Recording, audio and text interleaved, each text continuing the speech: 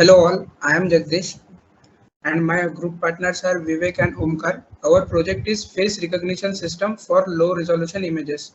Let's see first a problem statement.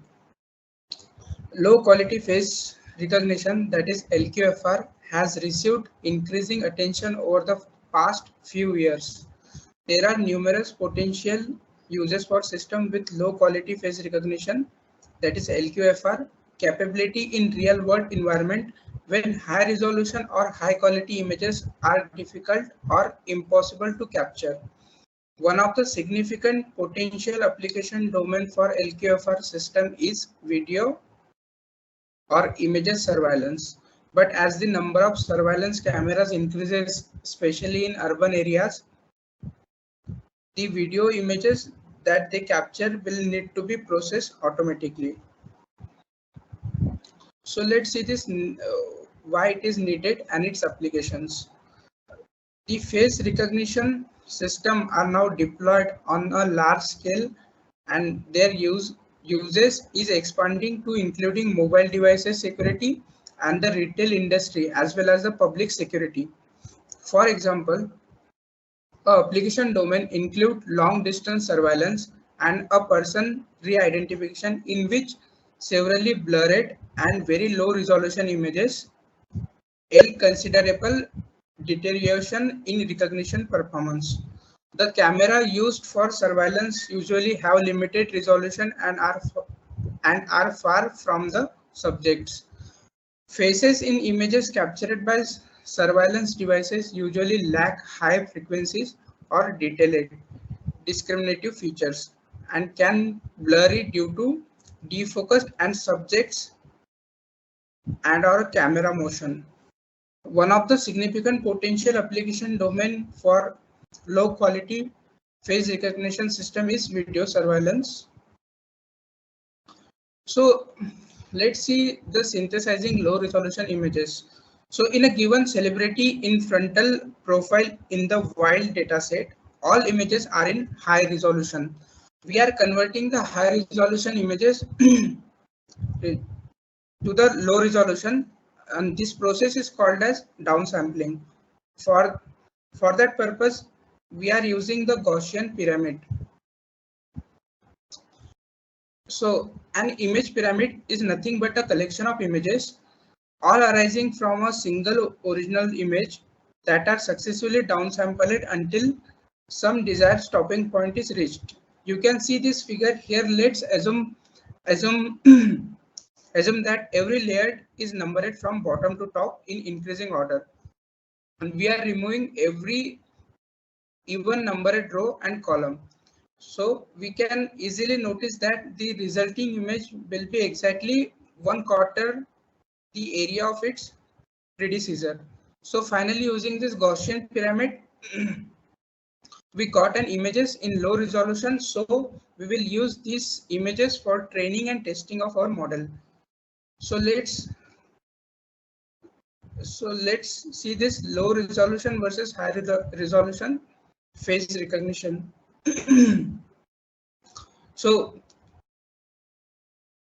existing approach for high quality face recognition typically follows the scheme which you can see in figure A, the face detection, face alignment, feature extraction and matching or classification.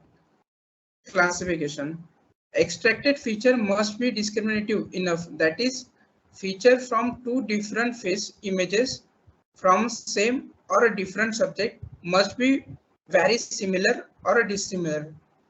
Face recognition performance has improved significantly in recent years to a level comparable to that of human in quality face images. Unlike a face recognition in high quality images, face recognition in low quality images is a very challenging task.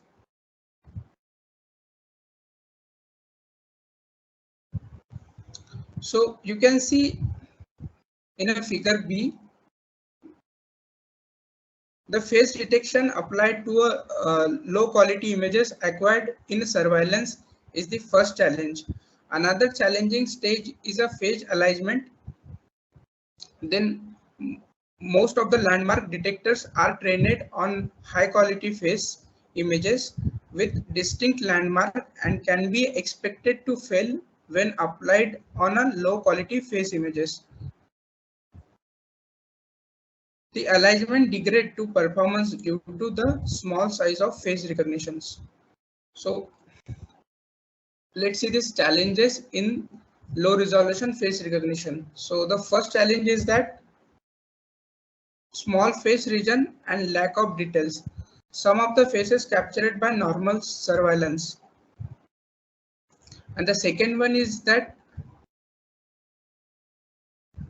surveillance and camera are low resolution. Some videos frame are captured by high resolution camera, but from standoffs, the face in such a images lacks local details, which are essentially for face recognition. And the second challenge is that the blurriness. Some faces in low quality images are contaminated by the blurriness caused by either poor focus or a movement of the subject. So the next one is that non-alignment. The face landmark detection is highly challenging on a low resolution face. Resolution faces which result in automatic face alignment failure or inaccuracy. So the next one is that variety in dimension. As a common surveillance task, the target subject could walk in a completely unconstrained way, getting closer or further to the camera with a random pose relative to the camera optical axis. This leads to a various size of faces detected where there is a large difference in the dimension. Face matching performance might be influenced. So the last challenge in a low resolution face recognition is that the scarce data set. The number of data set designed to provide a low quality face images is a very limited. Hello everyone, my name is Vivek, and now I'm going to discuss about the general schema for low resolution face recognition. In previous slides, my colleague Jagdish has discussed various aspects of low resolution face recognition, and he has also described what are the challenges when we face when we recognize the low resolution image. So, general schema for matching two images is as follows. Like we have given some face images like iPhone and iPhone, and we are going to now recognize them. So let's consider that we have I1 as a low quality image and I2 as a high quality image, very high quality. So first phase is an image detection. So let's assume that we have already detected this I1 and I2 as faces, and now we are going to process them. So first phase is the image processing. So in image processing, basically, like we have the I1 as a low quality image, so we will give it to a function F1. So it will basically a super resolution or image restoration algorithm. So basically, we will get the X1 as the output from F1, and X1 will be the high quality image if we have given it as a low quality image as I1. And consider F2 as some image non-gradation function. So if we have I2 as a very high quality image, so we will get I2 as the output, which will be some low quality image. Now, for feature extraction, it is a process in which we are basically embedding the image into some vector form. So if we are given x1 as the image, so that even feature extraction function, so it will basically embed into some vector. So D1 is basically we are using here never implementation a CNN architecture. So it basically embed x1 image into a 128 by 1 vector, and in the actual image will be also similarity encoded into 128 dimension for vector. Last is the matching face recognition and verification. So this matching will be basically done by the similarity function. We will give this by 1 and by 2 to the similarity function, and it will match the maximum similarity is already recorded or encoded embedded vector which we have stored in the database. So this y1 will be matched with all the embedding vectors which we have stored for our training data set, and whichever is the most similar embedding, it will assign the particular or corresponding class label to that y1. And similarly, it will assign a particular class label to y2. And finally, we'll get z as the label. Now I will discuss the implementation of the code that we have done in our project. So I have used basically the So I have used basically the Colab for my implementation, in which I have basically first installed the OpenCV and face recognition libraries, which we are going to use to implement our basically all the functions which we have discussed, like image super resolution and detection and face feature extraction and finally face match. So all these functions are implemented in these libraries. So we are going to use all those functions. We are going to complete our objective. So first, what we are going to do is we are going to complete our data set, which is going to train, which is going to be trained, which is also called the training data set. So using the data set, we are going to classify our images. So known name encoding is basically a list of the trained encodings. And known names are the class labels, which we have assigned for the particular embedding vector. So this is the path of our program. So we will basically loop through all the images and we will append those images names into the known names list, and we will get the labels of our trained vectors. And this image number list is basically will store the list of all the images in our directory. So next step is basically we are going to create the embedding vector for the images which we have got in the image number list. So we will iterate through every image number in the image number list, and we will calculate the embeddings, and then we will store those embeddings into the known embedding. Okay. So now we are basically, if we loop through this image number in the image number list, we are getting a list of the images in a particular image path. So as per our data set, like we have given the CFPW data set. So in this data set, we have basically 500 images in the image number list, and those 500 images, 500 items are basically a particular celebrity. And for each celebrity, we are having the 10 frontal images. So I am basically using for this. So I am basically using the 80% data for training. Like I'm going to use 80% images, and I'm going to embed those images and store it into the database. And for testing, I will use the rest 20%. So basically, I'm going through the last. I'm leaving the last two images, and I'm all other images I'm going to embed. So this face encoding function is basically take the image as an input, and it will embed it into a vector. And this will basically check that if our vector is not embedded or that our image is not met the criteria and if the encoding has not been done, it will basically continue. So this way we are going to append all the encodings of all the images. And then finally I'm going to store those embeddings into the database so that we don't have to go through this loop again and again. And basically for further every time we will just use those databases. The next function is basically this is the crop and detect function. So this is the now we have the database ready that we have all the embeddings of our training data set. We have embedded all the trained data set vector. Now we will use the crop detect function. So this crop detect function will basically do what?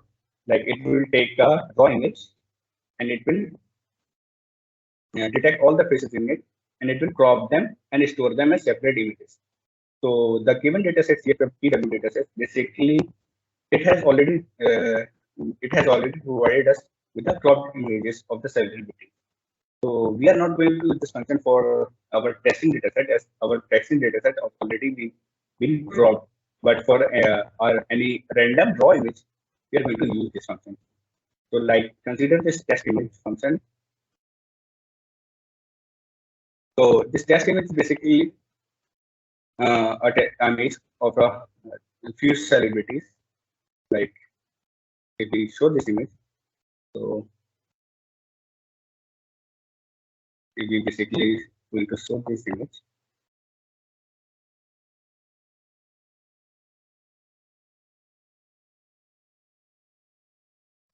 This is test image.jpg.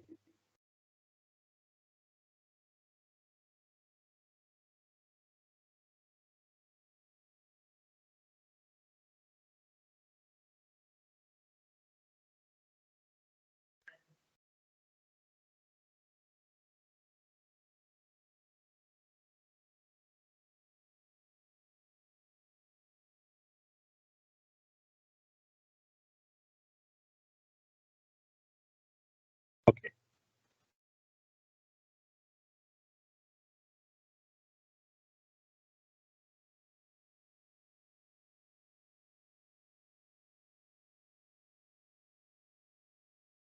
So we can see that this is our image. So now this function will do what? It will basically detect all the faces and it will crop them and store in the database. So the given CFPW dataset has already all the celebrities cropped faces, so I'll detecting the faces and cropped and stored into the dataset. So this for demo. For this demo, I will just take a sample image and I will run this image and I will detect the faces. So I'm going to pass this path for the function and it will basically take and detect the corresponding images. So we will just have to run and see the preview this. So you can see that it has detected and stored these all images. So it has properly detected into the given rod image three faces and it has shown the three faces separately. And these faces has also been stored in our file. So we can see that we have got these three faces and those have been numbered differently. So this is the basically function of our crop and face detect function. Now next our module is the so this is now we are going to store all the test images into a low resolution form. So like we can see that similarly we have taken very high quality images in the CFPW data set. So first we are going to load down sample those images. So for down sampling, as my colleague has already discussed, a function like gradient down pyramid, and the function has been implemented into the CV2 library, and we are going to do that. So that function is basically pyramid dump. So what we are going to do is we are going to create a list of low resolution test images. And for that, we are going to iterate through all the images in the list.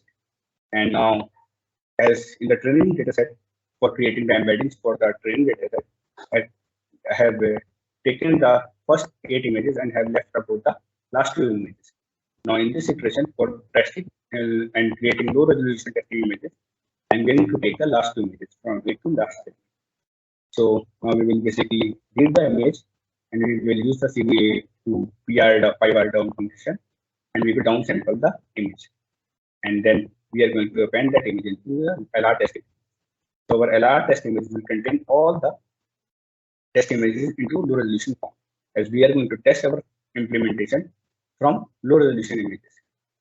And also we are going to write these images into our database. So next is our match test function. So for this match test function will do, it will use all the known encodings. So known name encodings as I have already stored into the using the trained dataset images. So in this function, basically what will do, it will take an image as a parameter. So it will encode that into embedding vector as I've discussed that after when we are giving a testing image. So first it will upsample it. So first it will take the low resolution image as input and it will give it the high resolution. So when we have the high resolution image, we will basically embed it and then we will match it with the database that we have created. That is the no name input. So we have got this, we have taken the image and we have encoded the vector. And we will basically now take the vector and match it with all the known name encoding from our known name encoding list. So it will basically take the distances like this. We will use the space distance function. The space distance function will basically take a list of no name encoding and the test case encoding. So test case encoding is the encoding of the given test image, and it will match all the phase differences with the no name encoding list. And it will take the best match index. Best match index means it will take the argument, it will return the index of that image which has the minimum distance. And we will append that minimum distance for a particular celebrity into our phase differences list. And similarly, for every celebrity, like those 500 celebrities, it will take the minimum similarity or minimum distance that is maximum similarity and add that list distance into the phase distances list. Now, next, what we are going to do is that from this phase distances, which is basically containing the 500 distances from each celebrity of the test image. Now it will take the least distance among them. So basically, we will get the maximum similarity from whichever celebrity we are getting, and we will assign that label, that is the celebrity name, to that best match and return that name. So like in the raw test image, like I have created these three faces. These are the three faces. Now we don't know what are the names of the celebrity. So now we are inputting this image like this is 1018 faces.apt, and these three images we got. But we don't know the names of the celebrities. Now we are using our this match function. So now we use this match function for 108 and 108 faces.apt. Let's see whether our data whether our this function, which is using the known name encodings, which are the trained embeddings of the trained data set. So let's see whether it returns true level or not. So now I'm running this function. So yes, so I can see that 1018 faces, it's telling the extra right as the label. So let's confirm this also. Let's write cv.image and see what this 108 face image was scrapped from the raw image. So for that, I'm going to write a simple function. Here it is.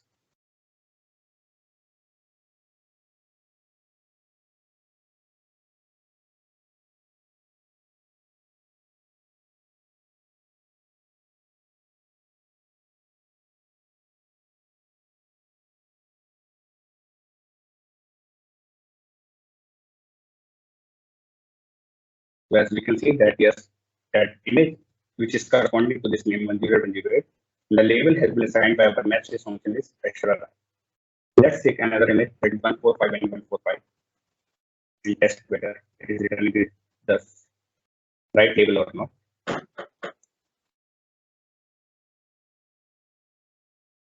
Okay, here I have to also change this. 5, 5.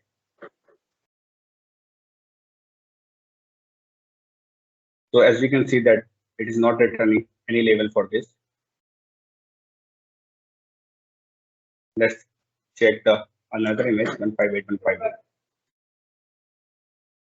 158. And here also 158, 158. So now you can see that it's giving the right label. So it might be possible that our function is not working for some images, but most of the times it will be working. Now my colleague Omkar will discuss the super resolution algorithm in detail, and he will also discuss about the final result which we are getting on our whole testing data set. So thank you for now.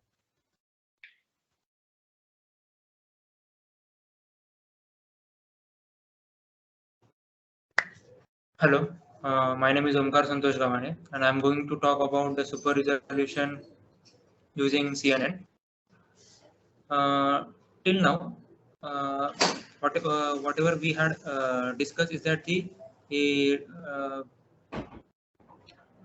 we had what Jagdish has told is that about the creating a low resolution images for our testing purpose, and we have discussed about the encoding techniques and how we will convert an image into an encoded form, that is in vector form, and how it will help us to uh, search for a particular image or to find the most a similar one, and then predict the corresponding class. for testing whatever the data set we got, all the most of these images are high resolution images. So definitely we can't feed such images to the network for the testing purpose. Definitely for testing, as the name of the project suggests, we need a low resolution images. So Jagdish has converted that images into low resolution one, and now at the time of testing, what we will do at this testing at these low resolution images, we assume that these low resolution images are kind of images we got in real time. And now what we will do, we will pass these low resolution images, we will convert those low resolution images or upsample that into high resolution one with the help of with the help of some CNN architecture. And the CNN architecture we will discuss here are the SR CNN and FSR CNN. The SR CNN stands for a super resolution CNN, and FSR CNN stands for a fast super resolution CNN. The steps of the SRCNN are as here shown in the slides are the first step is a bicubic interpolation of the image, which upscales this image in some sense, and then a series of convolution layers with some tweaks in parameters. The first one is a path extraction and representation. Next one is a nonlinear mapping. Third one is a reconstruction of the original image or that high resolution one image with the resolution image, and this is what we this is how this SRCNN works, but it is computationally costly, and therefore FSRCNN, the fast SRCNN, which removes this bicubic interpolation layer, and it has some successive convolution layers and then a deconvolution layer, and this the steps involved here are a feature extraction, shrinking, mapping, expanding, and deconvolution layer. And then we got the upscaled high resolution image for a given given a low resolution image. We'll take a look into each of these steps more closely. The first one is the feature extraction, and before feature extraction, then shrinking, mapping, expanding, and deconvolution. This con fi NICA and decon fi NICA represents the convolution layer and deconvolution layer respectively. That fi represents the filter size, Ni represents the number of filters we have, and Ci represents the number of channels. Now feature extraction, the first layer is feature extraction. So FSR CNN performs this feature extraction on the original image without without transforming that into bicubic interpolation, without the interpolation. Then we have a shrinking. So we add a shrinking layer after the feature extraction layer to reduce the LR feature dimension D. We fix the filter size here, and we here said fix the filter size to be f2 equal to 1, and then the filters performs like a linear combination within the LR features, and the parameters of this convolution and layer is shown in this architecture, that is con 1 comma s comma at d. Then we have a non-linear mapping layer. The non-linear mapping step is the most important part that affects the SR performance, and the most influencing factors that are the width and the depth of the mapping layer. Next one is the expanding. The expanding layer. This expanding layer acts like an inverse process of the shrinking layer, and the shrinking operation reduces the number of LR feature dimension for the sake of the computational efficiency. Then we have a deconvolution layer, the last part, the deconvolution layer, which upsamples and aggregates the previous features with a set of deconvolution filters. Now we had taken the look into the theory part or the architecture of this FSR CNN.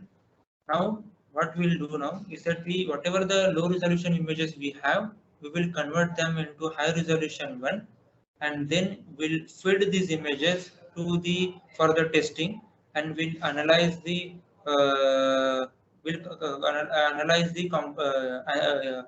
accuracy of our model. And so let's take a look into the implementation part. So So here, as Jagdish told about the downsampling of the images, performing downsampling of the images, it is done with the help of a Gaussian pyramid downsampling method, which is available in a OpenCV library, and which is that is basically perform uh, that is basically performed here in this part. That is, we will iterate over all the images for testing. For the testing purpose, we'll downsample that and we'll store that in a some list. We call that list here as a LR test images, and we now have a low resolution test images. And here that for if this for loop represents the two target classes of our low resolution images. Other images for the images we will be performing a testing.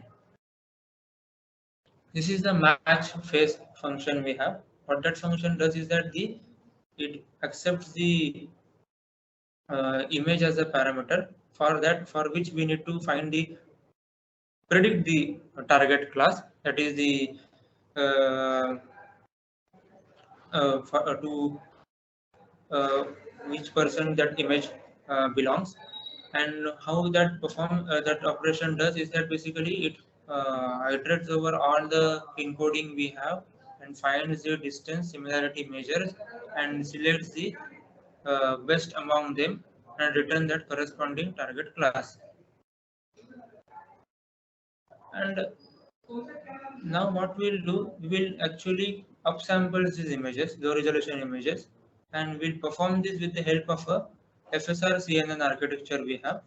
We will set the FSR CNN parameters, corresponding parameters. We upsample this, we'll store it in a high resolution test images list, and then after storing it in HR test images, we'll iterate over all. We pass that images. We iterate over all because this is the test ultimate test image list we have. We'll iterate over all these HR high resolution test images and then predict the target class, and we'll pass that each image to the match phase function, which returns the name of the person to which that image may belong, and we'll store it in a predicted phases. Now we have a two list, predicted phases and actual phases, which we have derived earlier, and we'll now calculate the accuracy, and the accuracy we got here is 97%. Definitely we can tweak the model parameters, model hyperparameters, and we can get more closer to the 99 or even closer to the 99 or above that, and with the help of some tweaks in models. And that's it.